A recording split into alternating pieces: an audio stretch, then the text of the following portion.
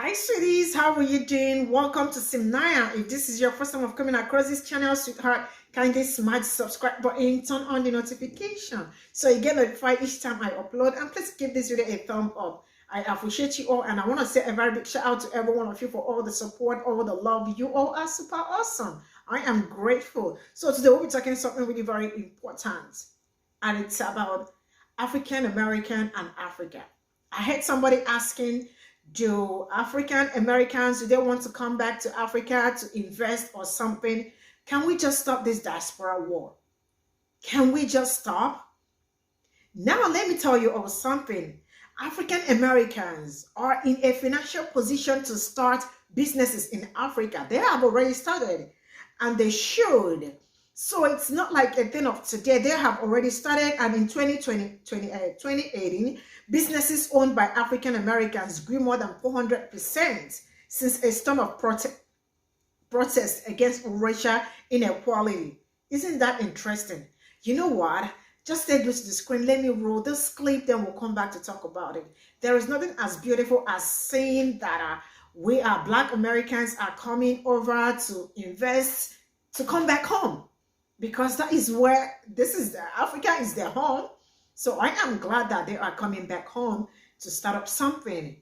It's kind of excites, like, woo, you know what? Let me roll this clip. We'll come back to talk about this. So straight up, let me roll.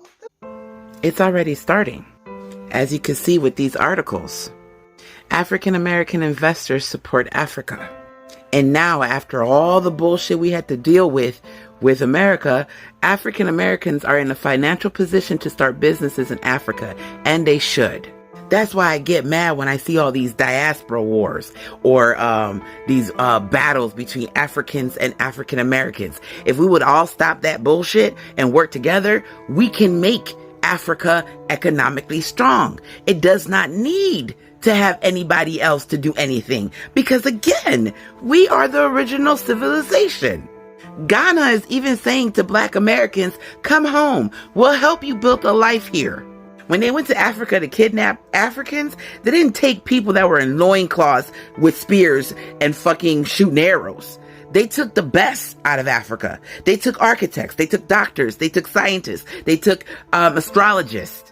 They took spiritual leaders. They took princesses and prince and kings and queens. They took a lot of the best people out of Africa. And sometimes they specifically went to a tribe to see what that tribe does, and then kidnap that tribe, bring them to America to get them to do the same shit that they were doing in Africa.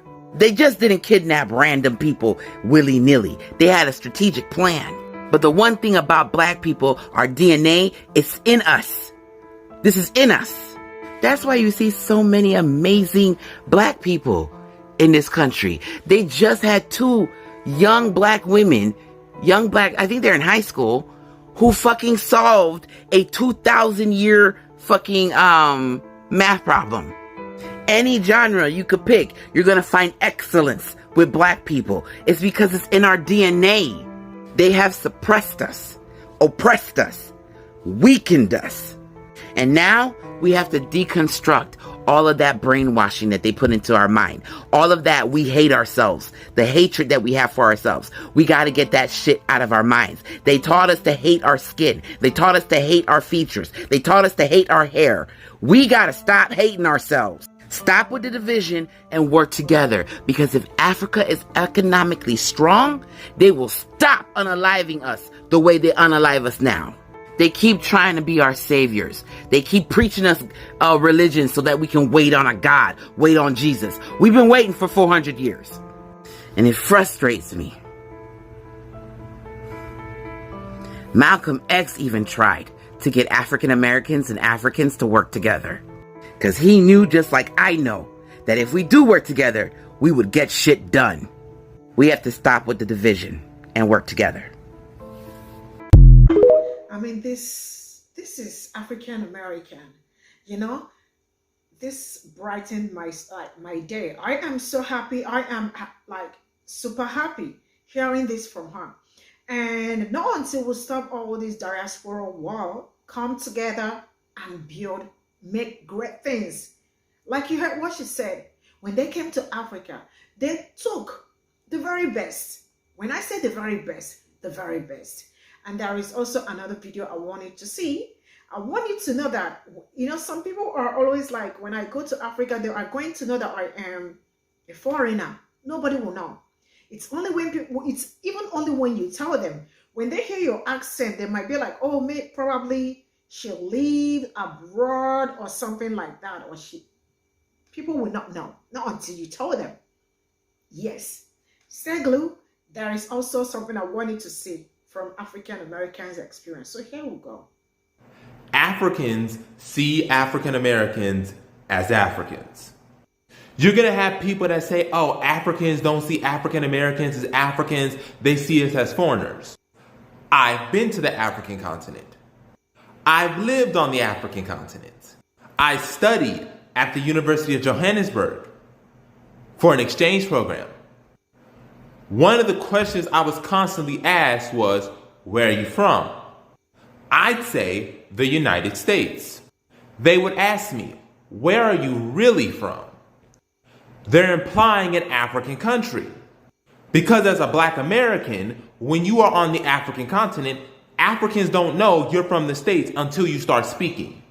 They assume you're just another African. So I would have to say a region in Africa because I'm not sure, because of the slave trade. But because we as African Americans, as well as Afro-Caribbeans and those in the diaspora, are Black, we blend in. This is why I don't like this whole African versus African Americans versus Afro-Caribbean. Y'all acting like if we dropped y'all in Nigeria, if we dropped y'all in Haiti, if we dropped y'all in the Bahamas, that they finna know you from the States. Yeah, when you start talking, they're gonna know, okay, he has an accent, where is he from? But until that point is asked, you just another African person walking around in the society. Just like you got this debate between African American culture, Afro-Caribbean culture, and African. Like we don't exchange from one another. Like you a Black American ain't African, but you eating yams and okra all the time. You an African who said we ain't got no connection with African Americans, but you listening to hip hop and Afrobeat. You say you ain't Afro-Caribbean, but some of your ancestors come from the Barbados and Haiti, Jamaica, and the Bahamas. Well, Jabari, we weren't born there. We aren't from there. They're going to know we're different. Yeah, just like a Black person from Mississippi is different from a Black person in Ohio. A Black person from the Bronx is different from a Black person who's from LA. A Black person from Enugu is different from a Black person in Kano. A Black person from Johannesburg is different from a Black person from Cape Town. Quit the unnecessary divisions. Africans see African Americans as well as other members of the diaspora as Africans. That don't mean it's kumbaya. It means we are part of the African family whether or not you live on the continent or abroad. I will go even further and say African American along with Afro-Caribbean and Afro-Latino culture all are a part of African culture. They are subsets unique to their own circumstances. And y'all can rep your culture. Because that's what makes African culture special. He lied. He did not lie. He said the facts. When we see you, we don't even know. We say sometimes even when you tell them you are American, they end up asking you, sorry, where are you from in Africa? Like, I know you live, they probably see you like you probably live in America, but you are African. They don't know, not until you start telling them. So when you come to Africa, you are African because you look like me, I look like you. There is no difference. Thank you all so much for all the support. I really appreciate you all. See you all in my next video. Bye for now.